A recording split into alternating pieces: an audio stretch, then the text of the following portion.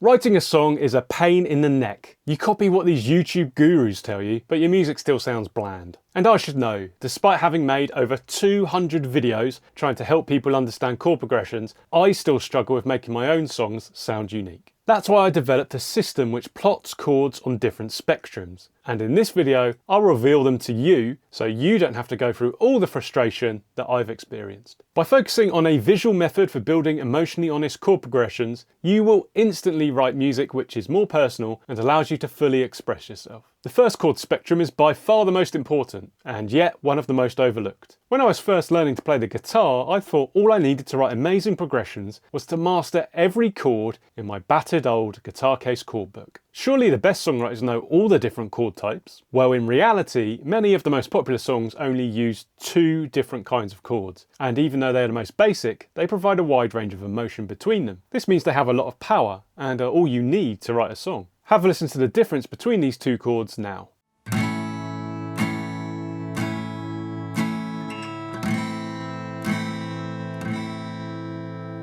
The great guitarist viewed a choice between major and minor chords as a priority, and not an afterthought. In the example, we heard A major and A minor. Despite only changing a single note, the difference between the feel of these chords is stark. This is the most binary choice that you'll get in songwriting. Although you might not exclusively use just one of these chord types in a song, it is good to know which you are going to favour. Have a think about which emotion sits better with your initial thoughts, happy or sad. Remember, nothing is set in stone with songwriting, so you can adapt this decision as you go. Once you've decided what side of major or minor you want to focus on, at least in this progression, writing better songs doesn't actually require any new chords. After learning to play some guitar chords, and maybe a bit of the pentatonic scale, a spectre haunts the beginner guitarist. Music theory. I remember music theory felt like it was almost detached from the guitar. It was something you might need in the future, not something that was essential. But if you mastered it, then all of your songwriting and guitar problems would be solved. I had a friend back then who was an amazing piano player, and shortly after I picked up the guitar,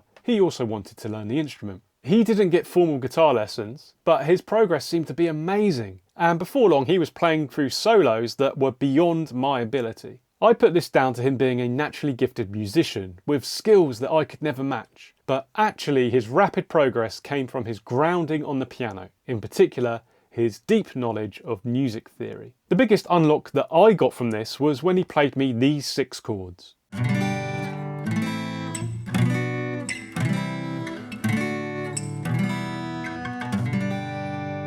When learning the guitar, it was never explained to me what a key is. But when my friend played me G, A minor, B minor, C, D and E minor, I finally understood. These chords all sound good together, and as you can see, they are either major or minor. Now obviously my next question was, how do I use these chords to write a song? Well, all you need to do is play them in the right order, something like this.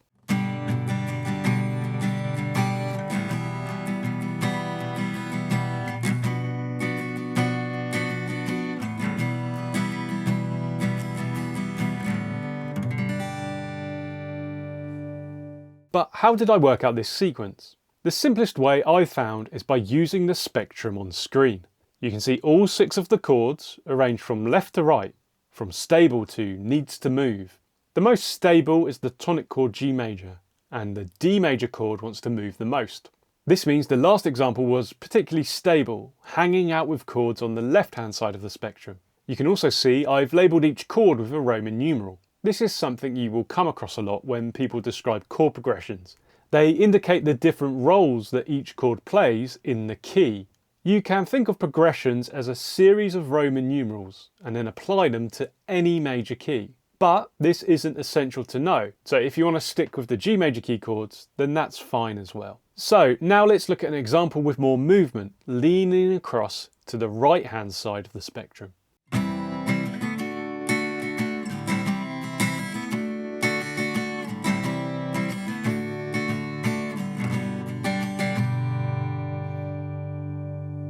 The more you play chords from the right hand side of the spectrum, the more they want to move to the stable home of the 1 chord. This is known as resolution. This gets to the core of Western music, where you vary stability and movement throughout a song in order to provide interest and create a story with your chords. The journey you create is up to you. Just always be thinking about where on this spectrum your chords lie. Relying only on major and minor chords limits how much your music can truly sound like you, but the next chord spectrum will unlock a whole new range of emotion and expression. One thing my piano playing friend always said was that I had a real skill for playing different chords on the guitar. For whatever reason, he struggled with bringing this across from the piano. He didn't know this, but a lot of what I was doing was just experimentation, taking basic open shapes and adding and removing fingers until I discovered sounds that I liked. What I didn't know was that by doing this, I was actually drawing upon some fundamental chord types, which helped to make music sound more intentional and interesting. Messing around in this way, I'd often end up with progressions like this.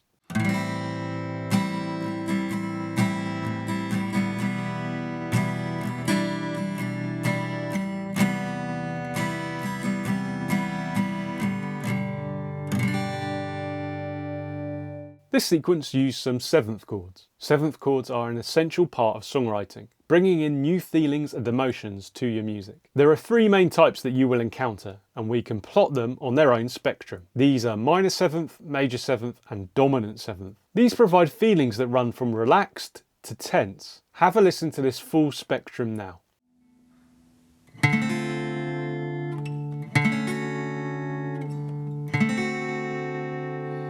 We just heard the D chord as all three types of sevenths.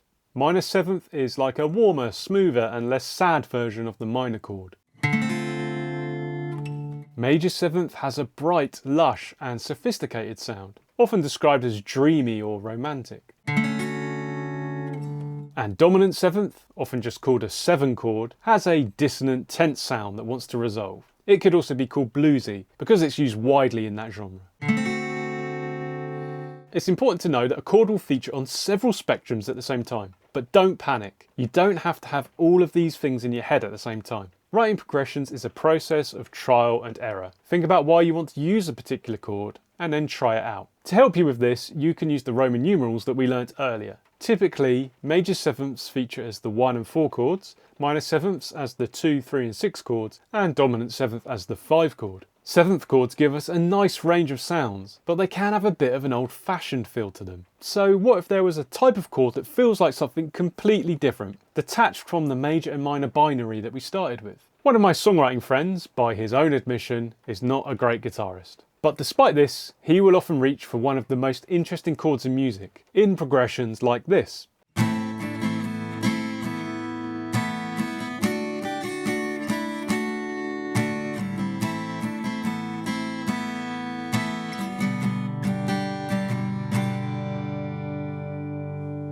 These chords are called sus chords, and using them can allow you to expand the chord spectrum even further.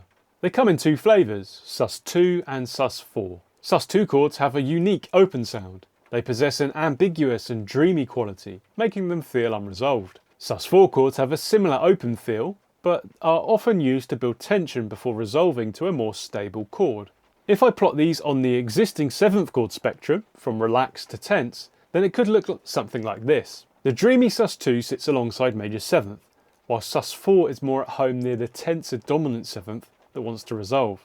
In Roman numeral terms, sus chords are very flexible. Sus2 can be used on every chord except the 3, and sus4 on everything except 4. So now you have everything you need to more easily make quick chord decisions. Start with whether you want to lean more to major or minor chords, then use the major key spectrum to inject the movement that you want to hear. With your progression sketched out, reach for the tension spectrum and blend 7th and sus chords into the mix. Building up these layers of sound will get you closer to what you want to hear. Here's a relaxed example I created using some of these principles.